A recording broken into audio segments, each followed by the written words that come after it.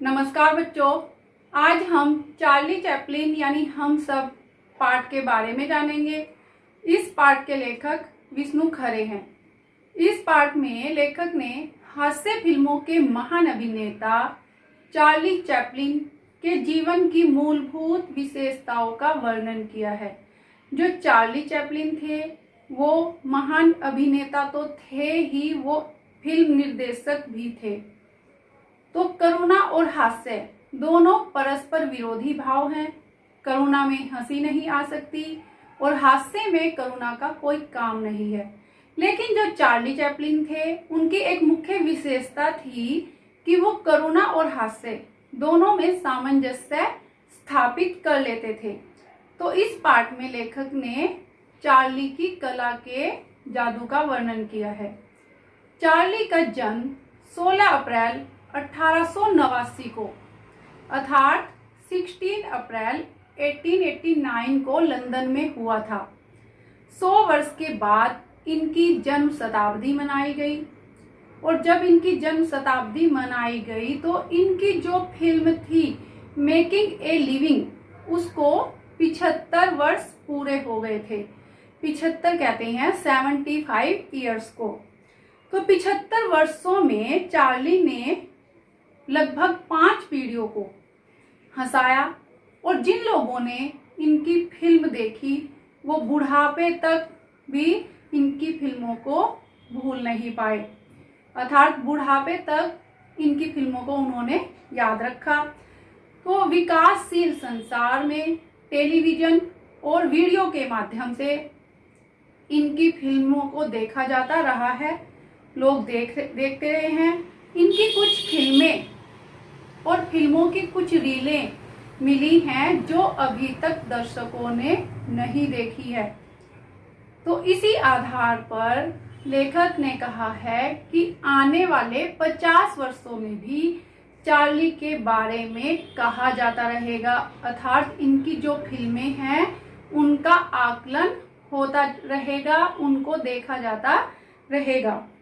तो चार्ली की जो फिल्में थी वो भावनाओं पर आधारित थी, वह बुद्धि पर आधारित नहीं थी। और इसी का परिणाम यह हुआ कि जो पागल लोग थे वो तो इनकी फिल्मों को पसंद करते ही थे, लेकिन जो बुद्धिमान लोग थे, जो बुद्धिजीवी लोग थे, वो भी इनकी फिल्मों को पसंद करते थे, अर्थात हर व्यक्ति इनकी फिल्मों को पसंद करता था। तो चार्ली की अनेक फिल्में दर्शक की भावनाओं को भिन्न भिन्न प्रकार की अनुभूति कराती हैं। ये फिल्में हैं Metropolis, Cabinet of Doctor Caligari, the Rowan Seal, Last Year in Marienberg, the Sacrifice. ये इस प्रकार की ही फिल्में हैं। चार्ली ने फिल्म कला को सिद्धांतों के शिकंजे से बाहर निकाला, अर्थात इन्होंने अपनी जो फिल्में बनाई वो अलग तरीके से बनाई, अलग नियम थे उनके, जो फिल्मी जगत के नियम थे फिल्म बनाने के, तो उनसे कुछ अलग तरीके से इन्होंने अपनी फिल्मों का निर्माण किया और दर्शकों को अपनी फिल्मों के माध्यम से बताया कि इस समाज में जो वर्ण व्यवस्था है, जो वर्ग व्यवस्था है, वो ठीक नहीं है। इन्होंने अपनी फिल्मों को लोकतांत्रिक बनाया।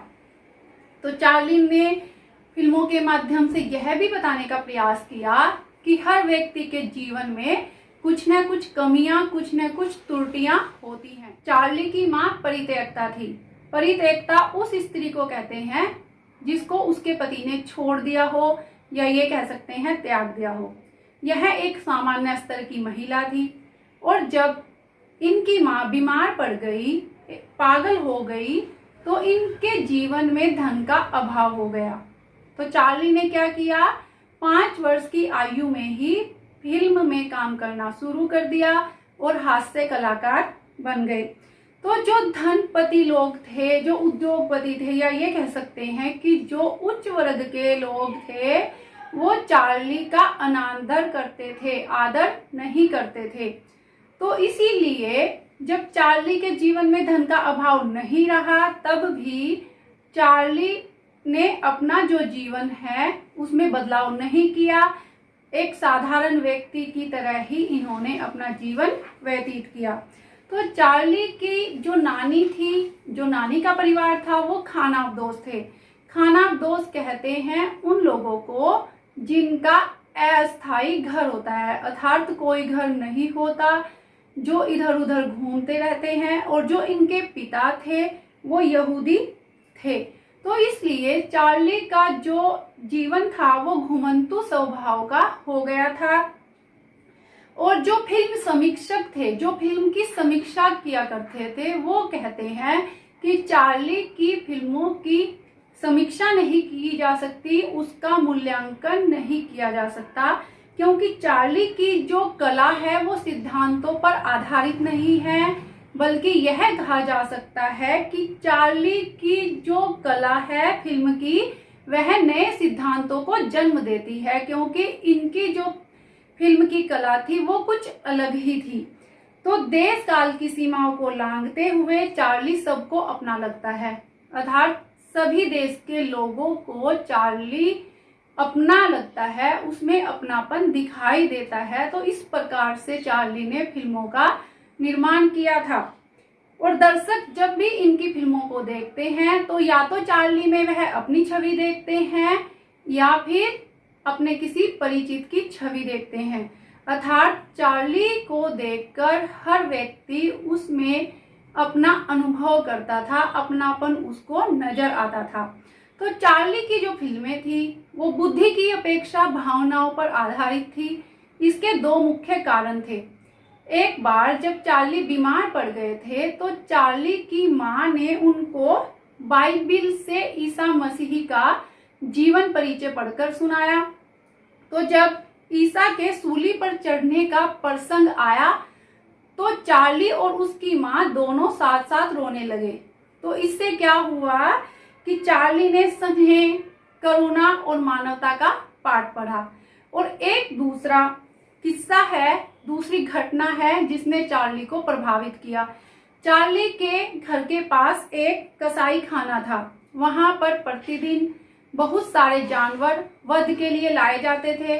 तो एक बार क्या हुआ कि एक भेड़ अपनी जान बचाकर भाग गई, और जब वह भाग रही थी तो उसके पीछे पीछे उसको पकड़ने के लिए कुछ व्यक्ति भाग रहे थे।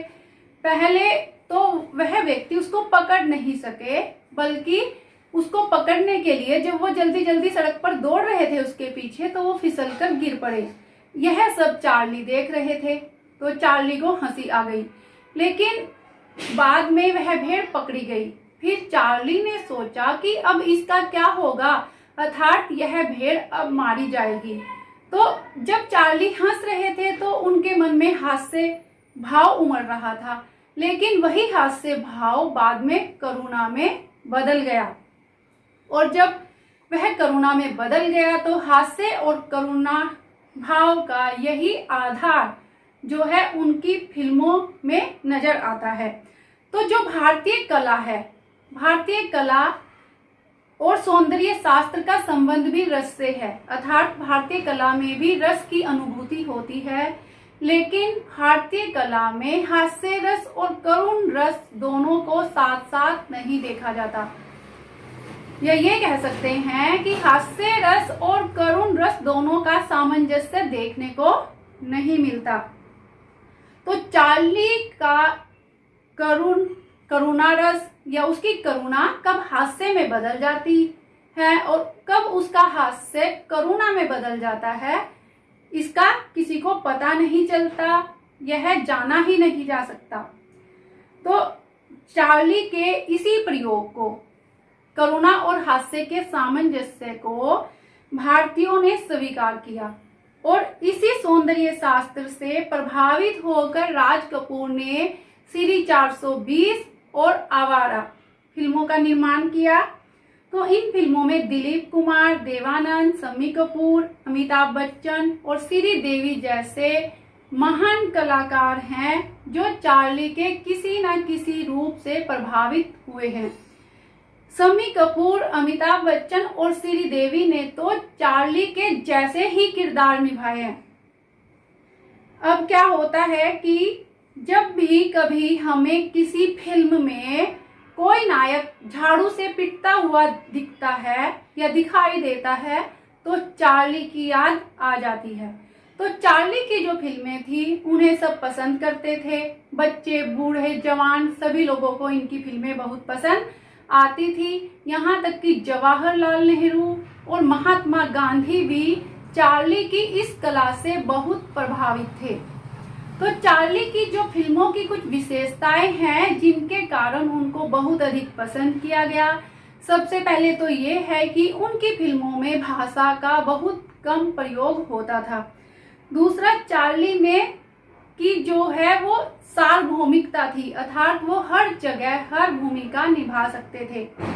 वह सदैव चिरयुवा दिखते हैं। चिरयुवा कहते हैं जो हमेशा युवा दिखता हो, कभी बूढ़ा दिखाई न देता हो। तो वह हमेशा अपनी फिल्मों में युवा अर्थात जवान ही दिखाई देते थे। तो वह किसी भी संस्कृति को विदेशी नहीं लगते थे और हर देश के व्यक्ति को चार्ली विदेशी नहीं लगते, यानी किसी भी देश के व्यक्ति के द्वारा अगर उनकी फिल्म को देखा गया है या देखा जाता है तो ऐसा लगता है जैसे कि चार्ली उन्हीं के देश के हों। अब चार्ली सबको अपना स्वरूप लगता है। इसका क्या अर्थ है कि चार्ली में सबको अपनी छवि दिखाई देती है, उसमें सब बनने की अद्भुत अक्षमता है, अर्थात चार्ली हर एक किरदार निभा सकता है। तो भारत में एक होली ऐसा त्योहार है जिस मौके पर हम हंसते हैं या हम दूसरों को हंसा सकते हैं। कहने का भाव क्या है कि होली के त्योहार पर जब हम एक दूसरे को रंग लगाते हैं तो हम अपने आप को देखकर ही हंसने लगते हैं। और होली के अलावा भारत में कोई भी ऐसा मौका नहीं है कि जब हम अपने आप पर हंसते हो। थोड़ा बहुत गांव की जो लोक संस्कृति है उसमें हंसने की थोड़ी परंपरा है, लेकिन जो शहरी लोग हैं वहां पर ये चीज देखने को नहीं मिलती या शहरी सभ्यता में ये सब नहीं मिलता। तो चार्ली जो थे वह स्वयं पर सबसे ज्यादा हंसते हैं, अर्थात अपने आप पर सबसे ज्यादा हंसते हैं। तो भारत में चार्ली के महत्व का मुख्य कारण यही है कि चार्ली बड़े से बड़े व्यक्ति पर हंसने का अवसर देता है, अर्थात कोई कितना भी बड़ा व्यक्ति हो, कितनी भी बड़ी पोस्ट उसकी जिसे कहते हैं पद हो, उस पर भी हंसने का मौका अपनी फिल्मों में वो देते हैं। वह ऊंचे से ऊंचे स्तर पर जाकर कभी भी हास्य का पात्र बन जाता है और वह जो उसके पात्र होते थे फिल्मों में वो लाचार दिखते हुए भी विजयी होते हैं, क्योंकि वो लोगों को हंसाते हैं, लोग उनके माध्यम से हंसते हैं। तो इन सब कारणों से भी भारत में चार्ली का बहुत अधिक महत्व है। तो इसी वजह से, इसी कारण से इस पार्ट का नाम चार्ली चैपलिन यानी हम सब पड़ा, क्योंकि जो चार्ली थे उनमें सब लोग अपनी छवि देख सकते थे, अपनी अनुभूति उनमें कर सकते थे। तो इस प्रकार से चार्ली ने अपनी फिल्मों के माध्यम से लोगों को खूब हंसाया है। उनकी जो हास्य फिल्में हैं वह बहुत प्रसिद्ध है। तो पार्ट यहीं पर समाप्त होता है। आशा करती हूँ कि आपको पार्ट अच्छे से समझ आया होगा। धन्यवाद।